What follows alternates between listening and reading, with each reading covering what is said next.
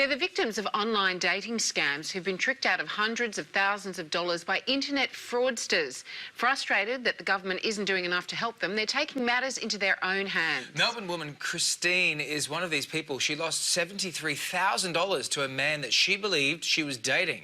She enlisted the help of cyber forensic private investigator Simon Smith, and he joins us now. Simon, good to see you this morning now, and Christine is also here as well. Christine, let me start with you, because this story is really interesting. You met a man on a dating site, says here, a few years ago.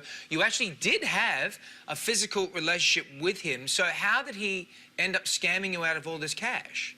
Hello, good morning. Yes, unfortunately, I came home one day and the money had been removed from my home. He entered my premises by a key that he knew was actually outside and hasn't been seen or heard from since. So very scary and very sad. So, Christine, can I just ask you then, that you had this money in your home?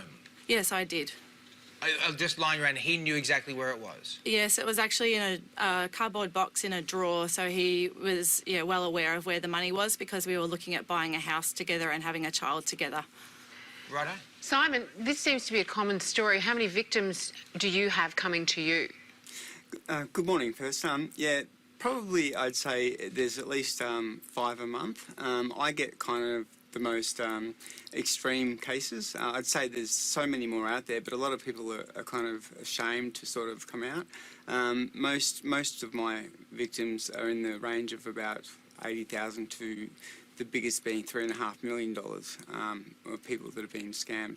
And it's very easy to understand why they don't come out, because a lot of people feel ashamed. Yeah. It's something very hard to come to terms with. Yes, of course. It is quite embarrassing when something like this happens to you, no matter who you are. Christine, back to you. One of your major concerns is that authorities aren't doing enough. So let's talk about when you actually reported this crime.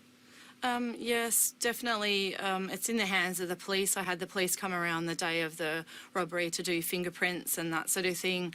I've been constantly at the police to have things done, and obviously now suggestions from Simon, which has helped me enormously, and I can't thank him enough for that. But, you know, their excuses are, we're too busy. Well, I mean, you know, that's not really an excuse when you've had this amount of money removed, and this gentleman could be anywhere now. So, you know, it's really important that we get authorities on board for, you know, definitely cybercrime, because it's something that's on the up. Yeah, I feel for you. And Simon, many victims like Christine are now hiring private investigators or even professional hackers to help try and get the money back themselves.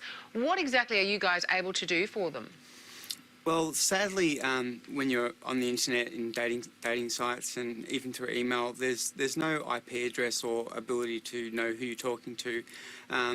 Basically, we're kind of blind, essentially, in finding out who we're talking to. So we have to establish effectively who we're talking to. It's an anonymous situation. We have to find out a way of getting into their mind, determine exactly what it is that what platform they're on, what social media entity they're on, and find out how to track them and almost sort of get into their mind and determine who they are, and then get their identity and send it off to the police. And after we send it to the police, it's almost on a silver platter. It's up to the police to make a couple of phone calls then, but unfortunately it doesn't sort of work out that easily. You're finding this lagging from the police's point of view. Simon, nearly 40,000 Aussies have reported to be fleeced by these internet dating scammers. A lot of these, you know, you're getting your overseas people that are saying, please send me money, blah, blah, blah. So what's the likelihood of victims, anyone, Christine or anyone like that, getting their money back? Well, it doesn't look too good. I just had a recent piece of information from one of my scammers, cyber clients, actually. Sadly enough, I reported a crime a year ago, and now I've just realised that the same person or the same IP address is being used to scam another $2.5 million out of people within that year after I reported it to Acorn. So I'm pretty upset personally about that, because I take quite a lot of pride in the work that I do. Sure. And I think that there's if it's locally and nationally, I think that there's more chance for people. But certainly, if the police act fast enough, there's definitely a chance. Christine, can I just talk to you for a second? Because there may be people at home that relate to your situation. You met this guy online. How long did you actually date? And were there any warning signs that he was interested in something more than just, you know, a relationship with you? No, actually not. I met him a few years ago, and then I was going through a family court situation, so I didn't really have the time or the effort to have a relationship. And then we reconnected about June this year.